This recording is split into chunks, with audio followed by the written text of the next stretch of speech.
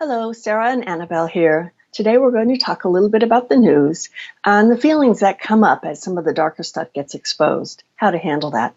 Also, some of the cosmic news or cosmic weather that's coming on with the new moon that's happening right around now and the window that is opening up for you to choose the optimum timeline. And I have some recommendations on some of the things you might want to be doing or looking at in regards to that. So, Annabelle, what do you think about the news that's been coming out? How has that been for you? Triggered today, actually.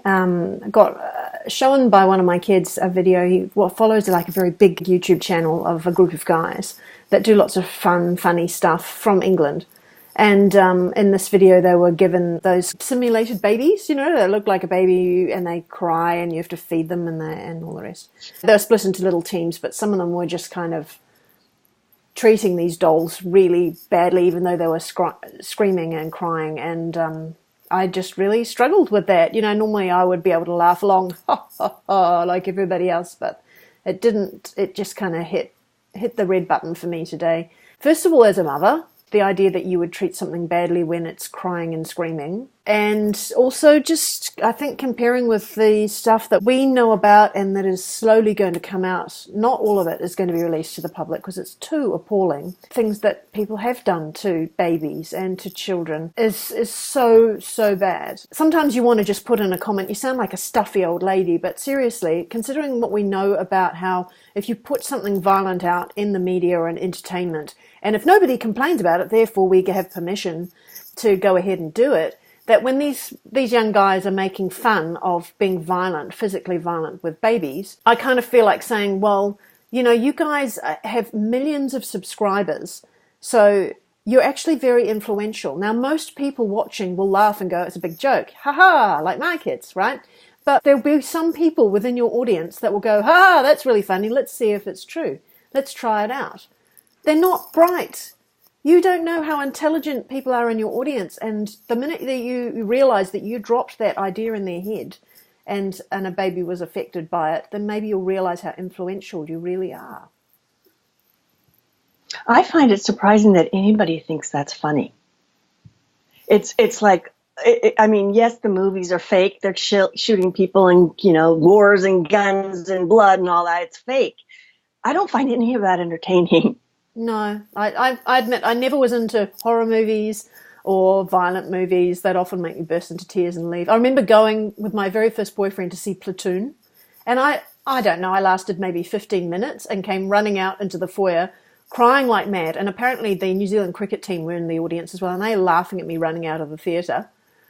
Oh my gosh. So there was a bit of embarrassment for my poor boyfriend, who was quite young at the time, and he came out like, where are you? And I was hiding behind a sign in the foyer, crying uncontrollably. So it just, oh. He didn't think I would have such a strong reaction. I didn't know either. I'd never seen anything so violent before. So yeah, I guess it didn't really suit me either. Well, I was in Italy once traveling with my husband. We met up with a couple of his friends who happened to have been there at the same time, and they all wanted to go to the Torture Museum, which happened to be lovely little San Gemignano, this cute little town we were staying in. And it's just a display of medieval torture devices. Right. And I walked in and saw one, and it was a device specifically designed to torture women, if you can imagine what that would be. I broke into tears, turned around and ran out. And they all came out of there going, oh, wow, that was weird. That was creepy, man. They went through the whole thing. I mean, one thing was enough to just, God, I clunked so bad. I almost threw up. It was so awful. But I saw those in the Tower of London as well. So I saw those as well. And I think that, when you kind of recognize that you have been many hundreds of lives, that you can bet you are either the torturer or the ones that are being tortured along the way. So, yeah. Yeah, it triggered too much stuff for me, that's for sure. So that's the energy that's being released now in the collective consciousness. The planet is going, oh, God, I don't even want to know anymore, and it has to come out. Ask how much of this is mine, because you do pick up the collective consciousness. There's a reason they call it that. So you're not processing anybody else's stuff. And to take a step back and realize this isn't something new. This is something old. And what Really we're old. seeing is ending it. That's what's important. The bad guys are being busted. I think many people don't see that as the end. They can't imagine that, considering this has been going on for thousands of years and it's human nature, they can't imagine that it could actually ever end. But it can. I don't know if it's all going to be, lollipops and rainbows after the event, but there'll still be contrast. My understanding, and from my experience, my visions and my dreams about the event, is that it pretty much blasts away polarity. That the dark stuff, the image I saw, one of them, was of pulses coming from the sun and then hitting the planet in big black chunks, just being blown off and disappearing, right? So I think that it will not be in our reality anymore. People are going to be shocked, of course. And those of us who are aware and are light workers, I came out of it in my vision going, okay, now I remember my job. Let me go gather up the people. We got to get them organized. We'll do it all here. And I went out to my neighborhood and found my neighbors going, oh my God, in a daze, and said, okay, now I know, why I know how to do this stuff. Come on, everybody. It's all right. I know what's going on. So I don't think that's my belief that it's ending. Absolutely.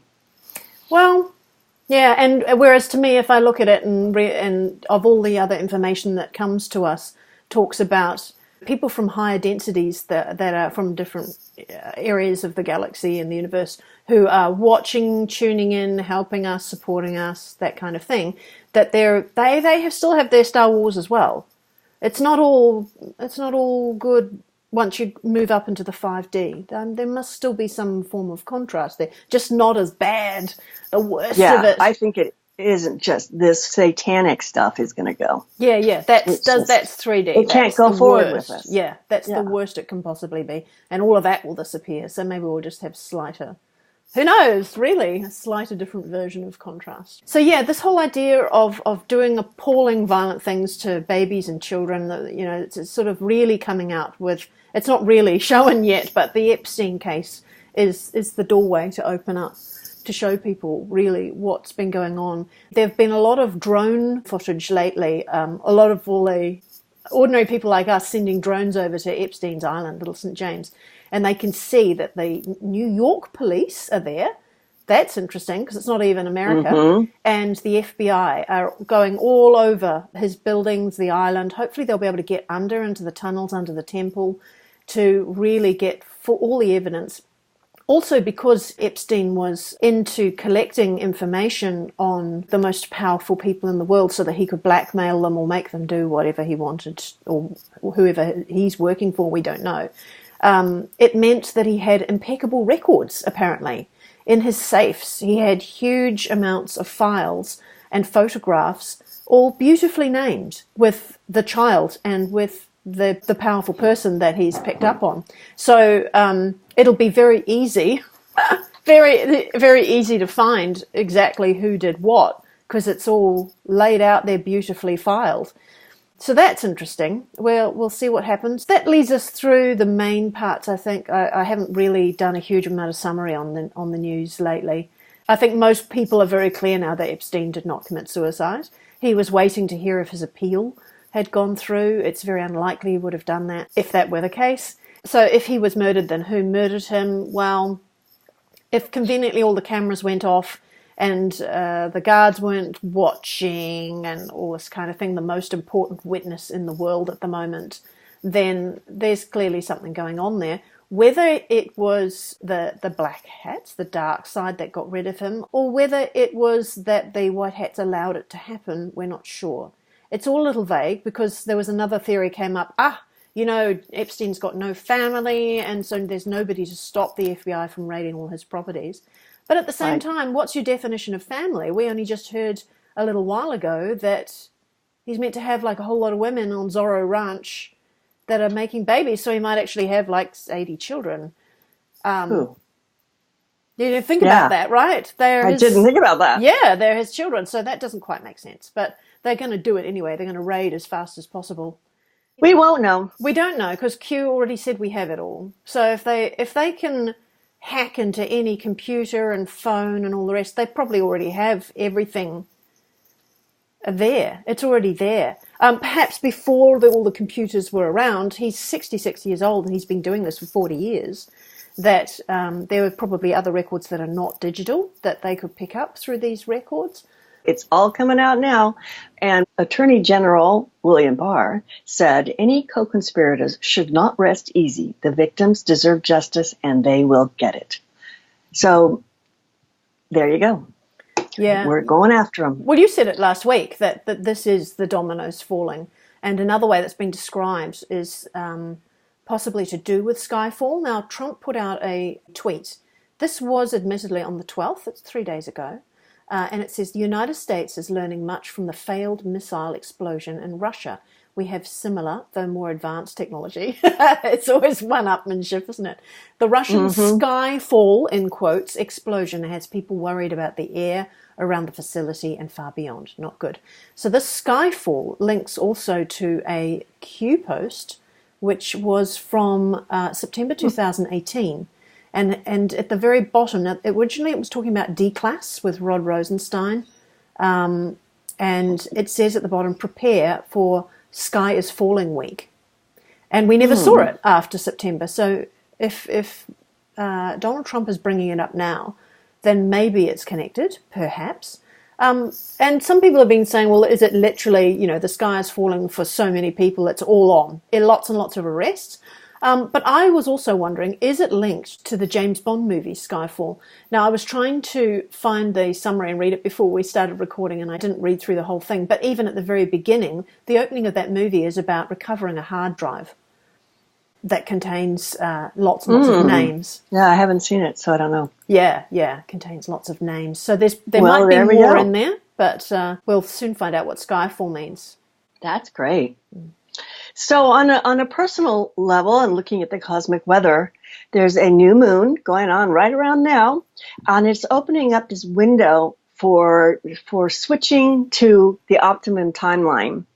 I'd like to encourage all of you over the next period of time, about a month, but especially within the next 4 days, is to think about what is really the most optimum timeline you'd like. So imagine that future and meditate on it. You can set up an altar if you'd like, or something that represents that, but put some time and energy into that because it's a choice point that's going to be closing. And the sun during the new moon is at 22 degrees of Leo, conjunct exactly to Venus, and also conjunct, but not exactly, to Mars, with Mercury also in Leo.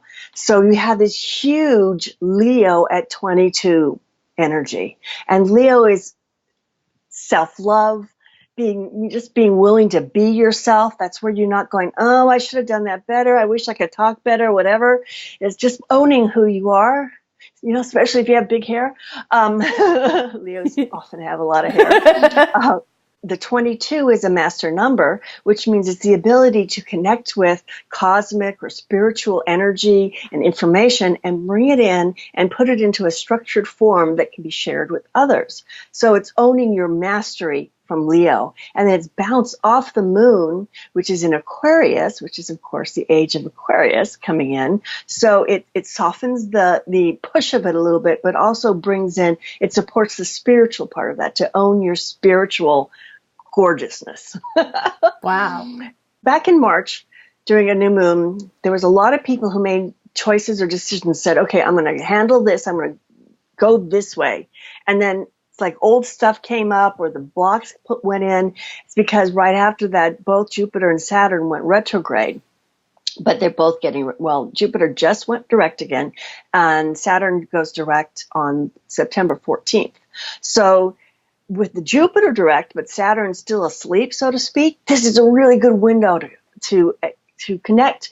So Jupiter is your fastest path to the most expansive future. And that's what you want to think about. And the other energies with Jupiter and Saturn, Jupiter is justice. And, oh, by the way, Jupiter's wife, the asteroid Juno, is also conjunct the Sun and Mercury exactly right there during the new moon. So they're sort of the giving us a little extra hint on that. And then Saturn is karma. So as we've got to look at any situations where there's justice or injustice. It can be a legal thing or it can be a personal relationship type of thing. So if you're somebody who has experienced some injustice in some way, know that this is a time to focus on getting the correct balance and correction for that. And as you're doing that, think of it as coming from the point of view of this needs to be balanced out, this needs to be clean again, rather than revenge or trying to get back at somebody who did something to you. Mm. The other thing to look at is if there was something that you really should have handled, maybe if you felt like, well, I'm overwhelmed, I can't deal with it, or I don't have the strength, or it's too scary to deal with something, it's time for you to get that in place as well. Rise up your courage and go take on that challenge so that when we get to when Saturn is waking up on September 14th, you're not out of balance personally, because Saturn wakes up and goes, okay, who's clean, who's obeying the rules, and who's not, and starts handing out karma. And if you're clean and obeying the rules and you're balanced, you get the good karma. And if somebody is out of balance and still like not avoiding things or denying things, then it's going to come up for you big time. It's going to be pain. I just got to say it. So get clean. This is our opportunity to get on a much cleaner, more balanced and fair pathway. When you were talking about 22 degrees as well, I remember Cryon went through, Lee Carroll, who is the channeler of Cryon, went through some of the numbers, numerology, like it's slightly different, there were different meanings, but 22, the master number, he said is very much about choice. So that matches what you're saying exactly. Do you choose a path that's going to be easier from here forward, or do you choose a path that's similar to what you've been getting in the past? Here is the moment. So you're saying that's like 3 days? We've got three or 4 days to start focusing on it, but the whole window continues up until Saturn wakes up and goes, okay, who's behaving, who's not? On the 14th of September. Yes. Cool. All right. 14th of September, right. And one of my core numbers is 22, which is what sort of led me like, oh, at 22 degrees, what's going on with that? This is for me. So anybody who has Leo for your rising sign, your sun or your moon or your Jupiter is going to be especially affected by this. Jupiter's a big player in this. I always mention it. So if you know your chart, you can look that up. And I guess things like you were saying before about sometimes not being able to have the strength to do it, find some help. Go and get a friend or even like a social worker or someone from, there are actually social workers within charities that can help sometimes if you've got like a bill that you feel is unfair or something you can't cope with. Go and find someone who can help you. At least ring up and find out what's going on. Sarah, you and I were talking about this before, that sometimes when you're in a really stressful state of mind, that to try and cope with these things is really hard. And I'd found before that some things seemed outrageously unfair, but I didn't have the strength to fight against these supposed big institutions who kept coming back with the same answer. And yet once I found a little more strength or a little bit of help from people, and I'd go back to them again, and they'd go, oh, it was there all along. The one detail that you're talking about is there. Oh, that makes all the difference. And then they'll suddenly change their mind. They can change their minds because these big institutions are not buildings. They're full of individual people. If you get the right person on the phone, then you may get a very different answer. So be persistent, definitely. Time for cleanup. Absolutely. So we'll put a link below for, I'm in the process of finishing up an article about all this astrology stuff if you want to read more. I'll also put a link for where you can calculate your numerology, your core numbers, and also a link where you can pull up your birth chart if you don't have it and see what you've got going on if you don't know. All right, great. Thank you very much. See you next week. Bye-bye. Bye.